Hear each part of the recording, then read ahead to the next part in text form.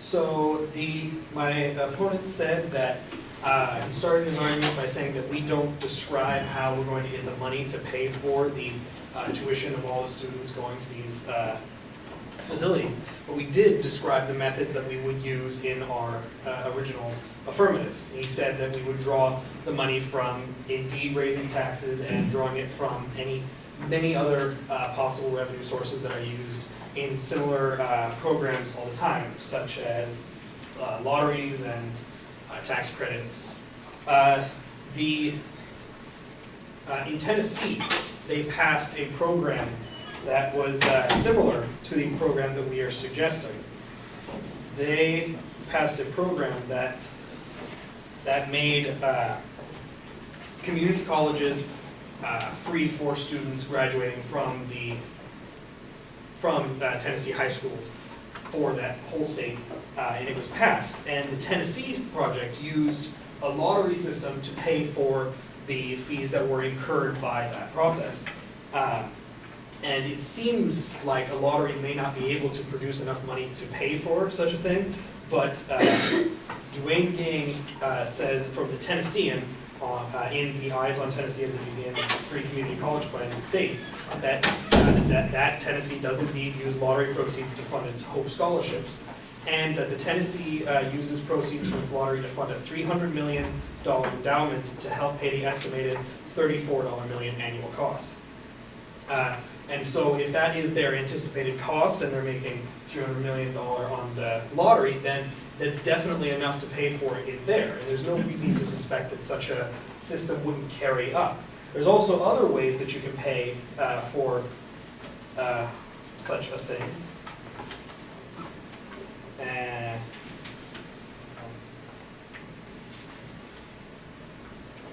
Sorry. It is. The University of Long Beach has a similar project to the Tennessee promise that has also gone into effect. The Legislative Analyst's Office says that in California, the Long Beach promise waives tuition for one semester, soon to be 2 semesters, for all local high school students attending community college immediately after high school. The program began in fall of 2008 and has served over 4,000 students since that time. The program is funded through foundation monies, and it also guarantees admission to the California State University Long Beach for participants who complete minimum transfer requirements. So what that means is that that is a whole nother source of available money that we can draw from. Charities, existing foundations that already provide scholarships, and things of that nature. So if we draw money from these individual sources, which work on a smaller scale, when we bring it up to the larger scale, we can use that to minimize the taxes that we have to raise. And that is the plan that was described. But the thing is, there's a whole other point. He does say that we're going to raise taxes, and in fact the plan that we have put out does indeed raise taxes. But there's no reason to assume that that's such a terrible thing. According to Noah Berger and Peter Fisher, who ran an economic report a number of years back on these issues, their figure shows no clear relationship between state taxes as a share of personal income and median wages. Higher tax states have slightly higher median wages, but that correlation is not significant.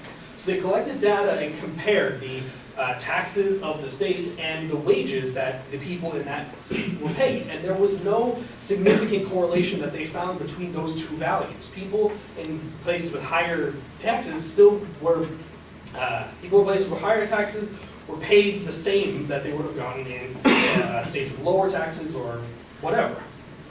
But they do find that there is a connection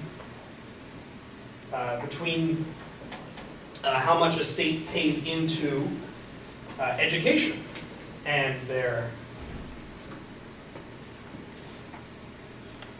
and the GDP. Median wages rather. How much a state pays into median wages and the how much the state, what the median wages is for that state. That's okay. So another source.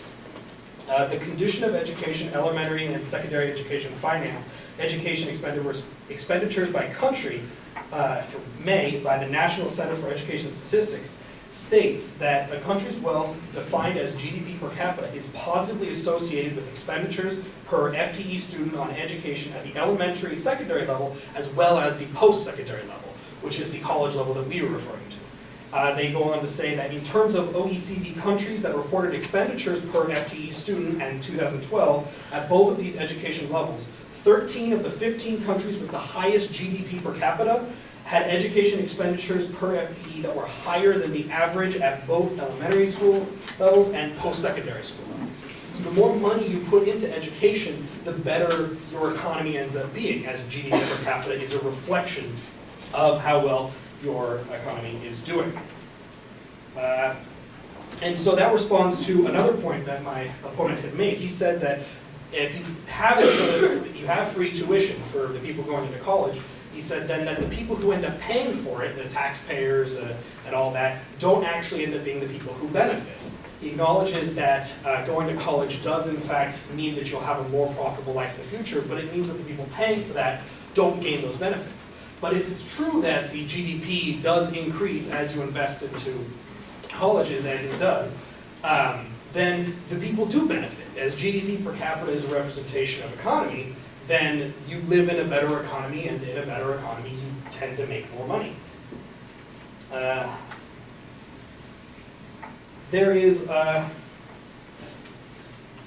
also a moral claim that exists, this idea that because college is so expensive, it ends up being like a barrier to a future that you may want to achieve.